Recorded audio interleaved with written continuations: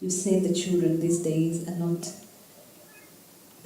learning as well as they should, and it's actually been researched that 70% of the children in sub-Saharan Africa, where Uganda falls, actually, by the time they finish primary 7, are very low in terms of numeracy and literacy. So what Low is in your terms of? numeracy and literacy, mathematics and English? And the question is, what are we teaching our children? Are we teaching them things that are going to help them in their daily life when they grow up? What can we do to improve our education system? I think our idea of what is your ability to count or what is your ability to use numbers, I think it's very skewed. People think only if you can solve a sum on a paper, you know it. Somebody can, goats are walking, let's say 500 goats are walking. There are people who can just look like that and count it. That is also numbers, isn't it? Very difficult numbers So, our modern education is mainly aimed towards producing people who will sit in offices. I think we also need to produce a whole lot of people who can be on the field, who can do things in the world in a different way than just paper pushing. So, I think right now the education system is trying to put everybody through the same hoops without having any sense of what is a particular child's aptitude. There is no system to gauge aptitude. Everybody is put through the same things, and if you're not able to do a particular thing, you get branded as a dull child. I must tell you this maybe. My father being a physician, being in India there's only one… now things are changing, but at least when we were growing up, education means you must become a doctor, okay? If you're a failure, you become an engineer, all right? If you don't do that, you're illiterate. That's how it is understood. Now, of course, they've all become IT professionals information technology has become big. Otherwise, when we were growing up, education means medicine. If you fail, you become an engineer. If you don't do that, that means you're nothing. So, that's definitely my father's view also, because he is a physician and his idea of life is that you must be a physician.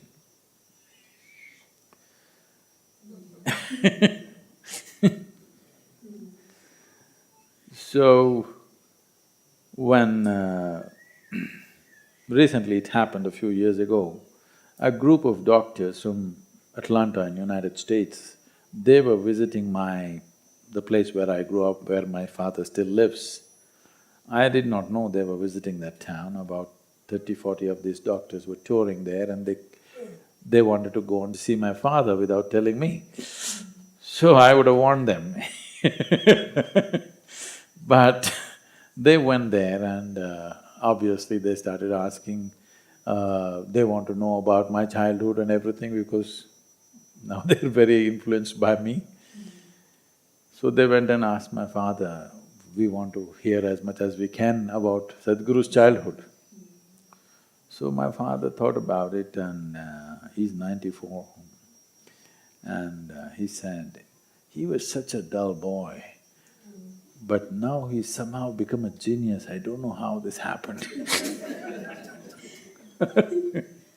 So the moment you cannot do those hoops that they have set up for you in the school, you become a dull boy. What else you can do? Nobody explores. You must be able to do this, this and this, otherwise you're a dull boy. Maybe you're able to do something else, but nobody's interested in that So, I think, especially in a rural scape like this, allowing children to explore many things and teachers paying attention to the children as to what is their aptitude and accordingly guiding them would be far more useful than just giving this thing that everybody is going to dress in a certain way and go sit in an office. It's not necessary. Everybody should go and sit in an office room behind a table. That's not the only way to make life. And those who never sat behind a table, they are the people who provide food for us, they are the people who nourish this planet and this world and the humanity. So I think equal regard, equal respect must be given to those people. We have a business conference every year in the month of November. There were 200 very high-flying CEOs last year. They were all talking about big things, all of them are MBA, many things. They are highly educated people, successful in industry and business. So something came up and I was telling them, see, I will give you a fertile piece of land and I'll give you a book, how to grow a particular crop. 10 of you together, get together and grow one crop, let me say. You cannot, because it takes a completely different kind of intelligence, attention and application to take food out of mud, Takes a lot. It's a certain intelligence, it's a certain education, but somehow we have made it like if somebody is working with the soil, he must be uneducated. If somebody is suited, booted and sitting behind a table, he's educated. Our idea of education is very skewed and it is not productive in the long run, it's not a sustainable form. If everybody on the planet gets educated like that, nobody will be doing the fundamental things which need to happen. It's the uneducated people who are feeding us.